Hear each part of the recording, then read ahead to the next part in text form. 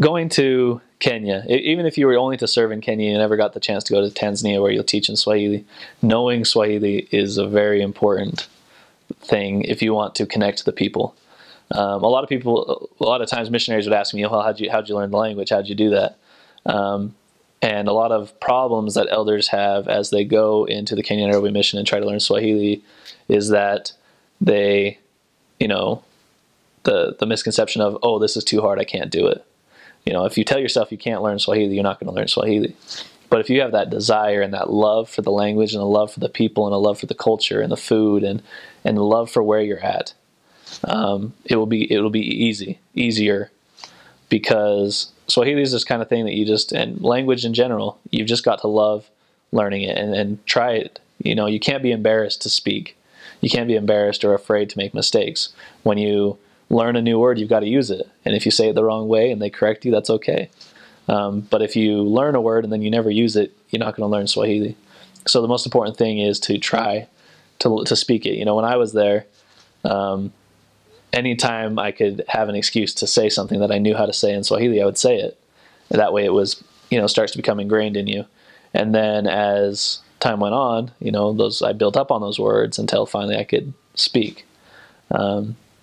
And so as you go to the Kenyan Nairobi mission, go with an open heart and an open mind to receiving those things, to being able to seek the help of Heavenly Father, obviously. Ask Him for help in learning the language. And even if you're in Kenya and you're not teaching in Swahili, still try your hardest, because it will bless your life. It will bless your mission. You will connect to the people in a way that you couldn't previously. With Swahili, it's obviously not very similar to English or Spanish or any of the the languages that we know about here, but it's not an extremely difficult language. It's not the clicking language. You're not going to be clicking. That's Zulu or some of the other South African languages. They click. Swahili doesn't have that, so that shouldn't freak you out. But what it is try to mimic the way they talk. Because a lot of times, a lot of problems that missionaries would have is they'd try to learn Swahili, but then they'd speak with an American accent. And, it's kind of hard to speak another language when you try to speak it with the way you normally talk. So the most important thing is to hear the way the people speak and try to speak like them, especially when speaking their own language. And, some of the important words to know in the mission, whether you're speaking English or speaking Swahili, there's certain words that every missionary knows in the Kenyan Nairobi mission. And that's number one is sawa, which means okay. Just say sawa. That means okay.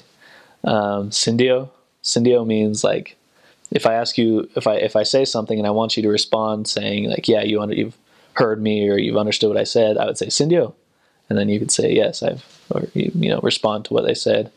And then kabisa. Kabisa means totally, like completely. So you'd be like, oh yeah, it's cool, kabisa. I mean, even when we're speaking English, we'd always throw these certain words in. And so picking up on those type of words and seeking those kind of things.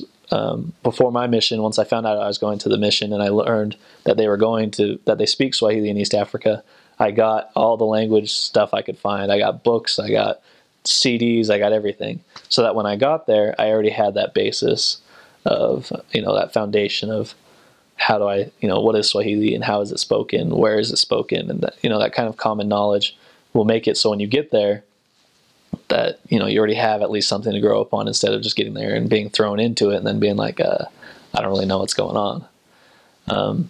So that's kind of, the importance of Swahili, kind of how to learn it is most importantly to love learning it and then put forth your best effort. And then the best saying is you meet God halfway. So you don't just pray and say, Heavenly Father, teach me Swahili, and then just expect it to be, for you to be able to speak Swahili. And then you can't put all the effort yourself and just say, I'm just going to do it by myself.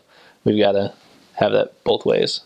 Meet God halfway, do half the work, and let Him make up the rest.